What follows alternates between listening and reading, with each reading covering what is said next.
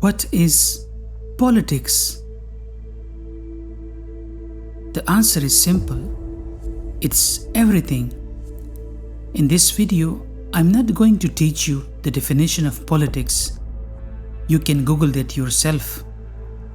What I'm going to tell you is that politics in reality is everything. I mean everything.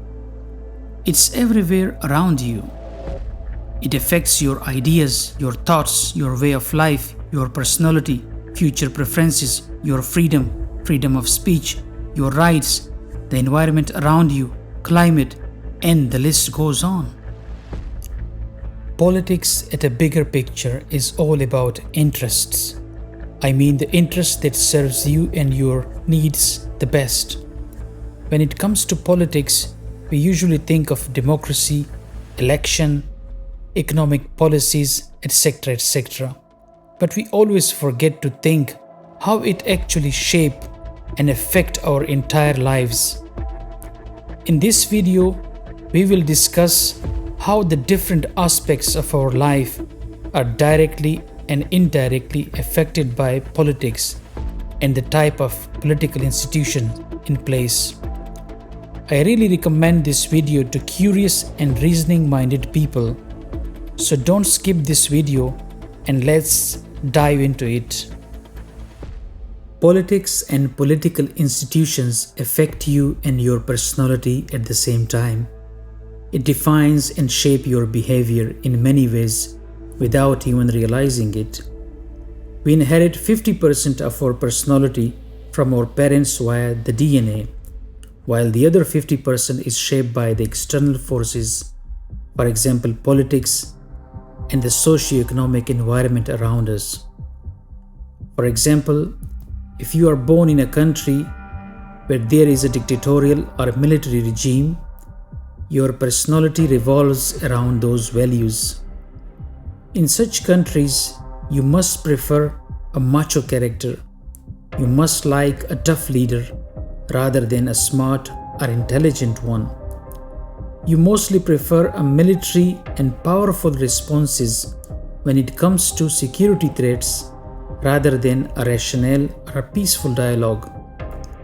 The leadership in dictatorial regimes are in constant fear about their power and thus take every little incident as a threat and therefore keep you in constant fear as well, with both internal and external factors. It's not only about your leader, but also about you yourself. In dictatorial regimes, a man is raised in male chauvinistic or macho society, and he is most of the time the breadwinner for his family. Most of the jobs come from defense and security related industries where men play the dominant role. Thus men control everything in the family.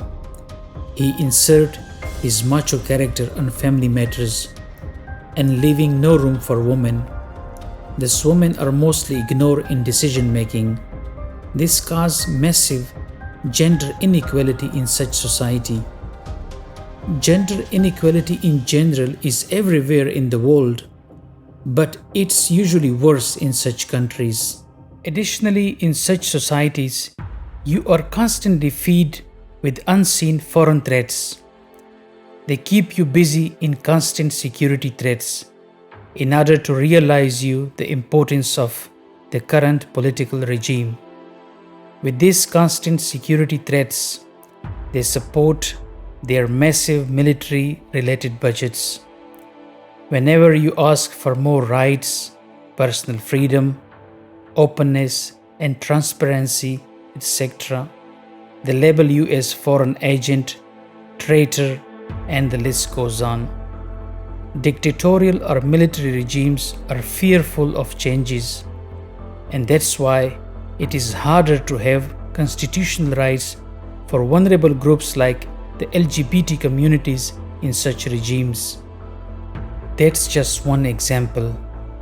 Further, the economy is tightly controlled and open market competition are mostly discouraged by favoring someone close to the regime. Corruption is thus rampant in such countries. If you have watched this video until now, then please like and subscribe to our channel. It means the world to us. On the other hand, the democracies in Northwest European and North American countries present a completely different picture. Your personality is more open and flexible in such countries. You are supportive of democratic rights, freedom, and independence. You are more open to changes and encourage such changes without a fear. You believe in the system and the political and legal institutions. The government is never afraid of changes and legal rights of marginalized individuals in the society. LGBTQ's rights are constitutionalized decades ago, while on the other hand, even the liberal dictatorial regimes are struggling to grant such rights till this day. Economy is open in such countries, and economic competition is encouraged, and thus more opportunities for everyone. Politics decide how you should look like and how you should behave. It predicts your future in many ways. It shapes and molds your belief system. Politics not only control you, but also decide your preferences to a large extent. For example, the former Soviet Union prioritized the importance of mathematics and physics, and that's why you see every second or third Russian with a degree in either mathematics or physics. They also have a lot of Nobel Prize winners in these respective fields. So it's the state and its politics that decide your preferences in future without even realizing it in the bigger picture. Political system around you decide which country you should hate and which one you should not. It decide who should be your friend and who should be your enemy. Politics and the system around you decide who you should criticize and whom not. For example, you are not allowed to criticize a dictator openly in Central Asia, or Xi, the president of China, or MBS, Mohammed bin Salman, in Saudi Arabia, and the list goes on. Every country controls people one way or the other, but the degree of freedom depends on the political leadership and the political institution in place. Thus, it's politics that decide how much and to what extent freedom you should have. For example, in Russia, you cannot criticize Putin or even mock him in a funny way on social media. You cannot publish a critical article in newspaper or a video on social media regarding the Russian government and their corruption. Navalny just posted a drone view of Putin's secret palace and also did some protests for democracy. And what happened next, we all know very well.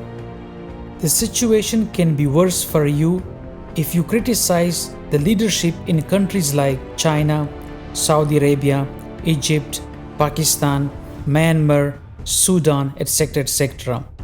On the other hand, we see funny edited videos about Donald Trump on daily basis on major TV shows, critical articles in newspaper, and other videos on social media, but you can never have a problem with that. The same is true about the European Union, where you can criticize anyone or anything. Therefore, it's how politics decide your relative freedom in different countries under different regimes. Politics and the political institution decide what and how you should dress. Afghanistan is the best example in this regard. Before 1979, women were allowed to study at the universities, and they were encouraged to wear whatever they want. It was the political system and the institution at that time that play such an important role. Nowadays, it's impossible to think about such rights for women in Afghanistan after the takeover of Taliban.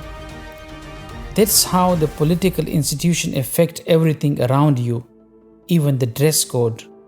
Political institutions decide how the society overall should function. Politics reflect what sort of justice system you should have. Is it going to favor the few rich, dictators, or military personnel, or is it going to be an equal justice system for everyone?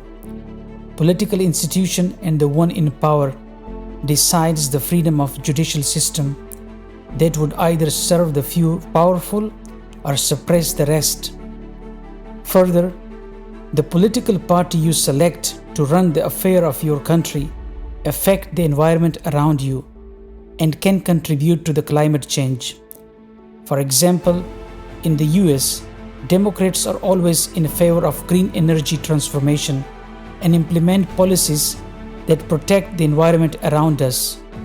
On the other hand, Republicans always ignore the carbon emission targets and support the oil and gas companies which affect the environment negatively. And this further encourages countries like India and China to ignore the CO2 emission targets. Politics decide what sort of economic institution you should have, whether a free market economy or a planned economy or a war economy. Political institutions decide your economic institution, which further translate into your economic freedom. For example, if you have monopolies in your country, then it means that the political institution only favor the few powerful close to the regime. In addition, the judicial system in place is only to favor the few rich rather than the rest of the society. A good example would be a Cold War era, where countries like Communist Russia and other countries which included the former Soviet bloc, and also China, Cuba, Vietnam, North Korea, etc., where they decided to adopt the planned economies, which mean a government-directed and controlled economies, while on the other hand, the Western bloc adopted the market economy, driven by the supply and demand. Today we can see that those planned economies are still struggling with monopolies, corruption, and other instabilities to catch up with the Western free market economies. Due to the state interference, those planned economies are still struggling with innovation to compete with the advanced Western free market economies, because in planned and controlled economies, the state owns each and everything and thus hinder the innovation and competitiveness in the economy. Therefore, it is clear that politics and political institutions affect every aspect of our life. It's not only our personality, behavior, but also our preferences, future decision, and our economic stability. In short, politics is everything, and that was the idea behind this video. We should definitely be concerned about politics and political institutions around us that ultimately decide our future destiny. Therefore, we should actively participate in political decisions of our respective nations. Please let me know in the comments section your perspective regarding this topic. I would appreciate it. I hope you like the theme of this video. Please like and share this video with your like-minded friends and subscribe to our channel. It means the world to us and helps to share more such thoughts with you guys.